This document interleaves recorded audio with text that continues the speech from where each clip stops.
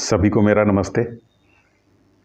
आपने ऐसे लोगों को बात करते हुए देखा होगा जो अपनी सेल्फ इमेज को ही अपनी सेल्फ आइडेंटिटी समझ लेते हैं या अपनी आत्म छवि को ही अपना आत्म परिचय समझ लेते हैं। जैसे फ़ोन पे इस प्रकार के व्यक्ति इस प्रकार बोलते हैं, कलेक्टर बोल रहा हूँ, कमिश्नर बोल रहा हूँ। अच्छा, चूंकि ये अपनी सेल्फ इमेज को ही अपनी सेल्फ आइडेंटिटी मानते हैं, इसलिए दूसरे की भी सेल्फ इमेज को ही उसकी सेल्फ आइडेंटिटी मान लेते हैं। कलेक्टर से ज़रा बात कराइए, कमिश्नर से ज़रा बात कराइए, तो ये इनका बात करने का तरीका हो जाता है।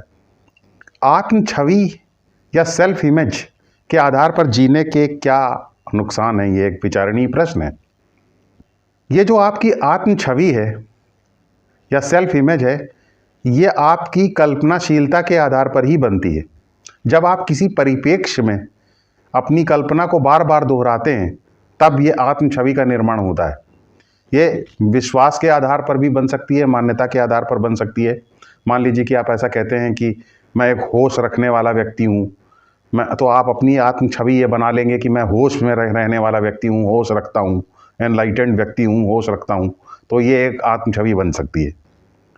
उसी प्रकार पद या प्रतिष्ठा के आधार पर भी आप आत्म छवि बना सकते हैं। कुर्सी पे लगातार बैठे रहने से, बार बार विचार करने से आपके अंदर एक आत्म छवि बन जाती है कि आप ये हैं, आप डायरेक्टर हैं, आप कमिश्नर हैं। तो इस प्रकार एक आत्म छवि बना लेते हैं, अपनी पहचान एक कलेक्टर की तरीके से और कमिश्नर की तरीके से बना लेते हैं।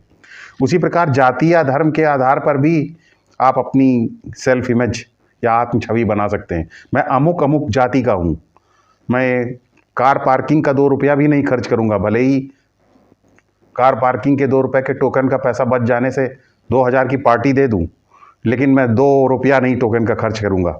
ये आपने एक छवि बना ली, जाति के आधार पर अपनी आत्म छवि बना ली। धर्म के आधार पर भी आत्म छवि बन जाती है। मैं अमुक अमुक धर्म का हूँ, दूसरे सारे धर्म गलत हैं, दूसरे धर्मों की बातें गलत हैं, ऐसा एक बोलने वाली आत्म छवि मैंने अपने अंदर बना ली और अपना आत्म परिचय वैसा ही देता हूँ। अगर आप गौर करके देखेंगे तो आप पाएंगे कि आप दुखी नहीं होते हैं। आपकी जो ये आत्म छवि है, जो सेल्फ इमेज आपने अपने अंदर बना करके रखी हुई है, ये सेल्फ इमेज जब जीवन से टकराती है तब दुख पैदा होता है। जैसे कि आप कहते हैं कि मैं इंजीनियर हूँ, आपने अपने अंदर एक सेल्फ इमेज बना ली कि आप एक इंजीनियर हैं और आप अपना आत्म परिचय एक इंजीनियर की तरीके से हमेशा देते हैं। अब अगर कोई भी व्यक्ति इंजीनियर की बुराई करेगा तो आपको दुख लगेगा। आपने अपने अंदर एक सेल्फ इमेज जो इंजीनियर की बनाई हुई है, वो सेल्फ इमेज को चोट पहुंचेगी जब कोई इंजीनियर की बुराई करेगा या कलेक्टर की बुराई करेगा या कमिश्नर की बुराई करेगा। तो ये दुख आपकी सेल्फ इमेज के टकराने से हो रहा है। जब आप इंजीनियर नहीं बने थे, तब अगर कोई इंजीनियर की बुराई करता था तो आपको जरा भी बुरा नहीं लगता था, क्योंकि आपने अपने अंदर एक सेल्फ इमेज बना रखी थी। इससे पता चलता है कि सेल्फ इमेज ही आपके दुख का कारण है। आपको चोट नहीं पहुंचती, आपने जो सेल्फ इमेजेस या आत्म छवि अपने अंदर बना करके रखी हुई है भिन्न भिन्न परिप्रेक्ष्यों में, वो जब जीवन से टकराती है तब दुख पैदा होता है। तो याद रखिए, आपके जीवन में दुख का कारण यह है कि आपकी आत्म छवि जब लोगों की बातों से टकराती है तब दुख पैदा होता है। अच्छा, लोगों को यह पता नहीं होता कि आपने कौन कौन सी आत्म छवि अपने अंदर बना करके रखी हुई है। तो लोग तो अपनी बात बोलते रहते हैं, लेकिन आपके अंदर की आत्म छवि टकराती रहती है उससे और दुख पैदा करती रहती। अगर वो आत्म छवि आपके अंदर ना हो तो आपको दुख पैदा नहीं होगा, आप दुखी नहीं होंगे। तो आत्म छवि दुख का कारण है। सेल्फ इमेजेस जो आपके अंदर हैं, ये आपके दुख का कारण है। और जब सेल्फ इमेजेस को आप सेल्फ आइडेंटिटी के रूप में मानना शुरू कर देते हैं, तब ये भारी दुख का कारण बनती हैं। इतना ही नहीं, ये जो सेल्फ इमेजेस आपने अपने अंदर बनाई हुई हैं, ये सेल्फ इमेजेस इसलिए भी खतरनाक हैं क्योंकि ये आपको एक आयामी चरित्र बना देती हैं, आपके अंदर की सृजनात्मकता को ही रोक देती हैं। E.M. फॉस्टर एक बहुत बड़े लेखक हुए हैं, उनकी एक किताब है अ पैसेज टू इंडिया, वो काफ़ी प्रसिद्ध किताब है।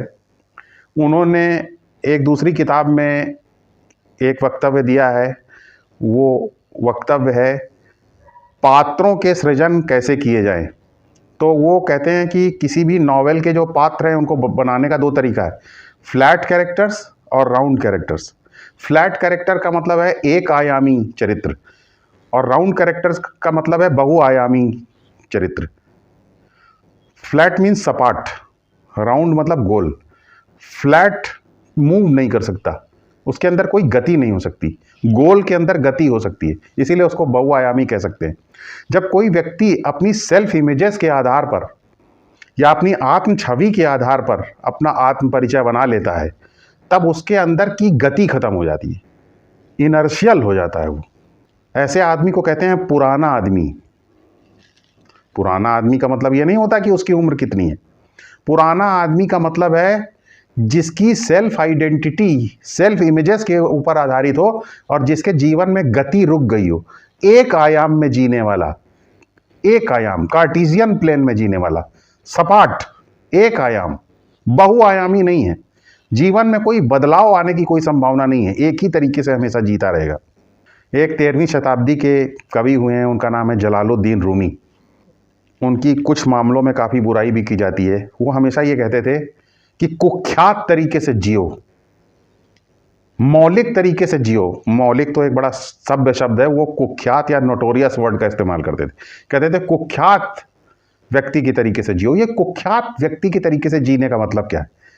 कुख्यात व्यक्ति की तरीके से जीने का मतलब है अपनी रेप्यूटेशन को रिस्क में डाल दो, रेप्यूटेशन का रिस्क लो, क्योंकि सबसे बड़ा डर जो है वो रेप्यूटेशन के ही जाने का डर है।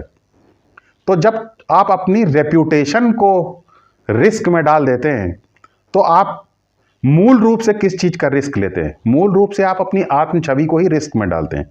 लेकिन आप अपनी आत्म छवि को जब रिस्क में डालते हैं तो आप कभी भी नुकसान में नहीं रहते, क्योंकि जब आपकी आत्म छवि टूटती है तो इससे आपको बड़ा आराम मिलता है, क्योंकि इससे आप जेम्स बॉन्ड की तरीके से आपका चरित्र हो जाता है। आप एक आयामी नहीं रह जाते हैं, फ्लैट कैरेक्टर आप नहीं रह जाते हैं, आप राउंड कैरेक्टर हो जाते हैं।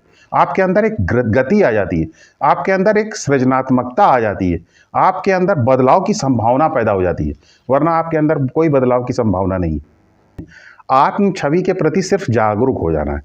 जब आप आत्म छवि के प्रति जागरूक हो जाते हैं तो आत्म छवि का प्रभाव धीरे धीरे आपके जीवन से गिरने लग जाता है।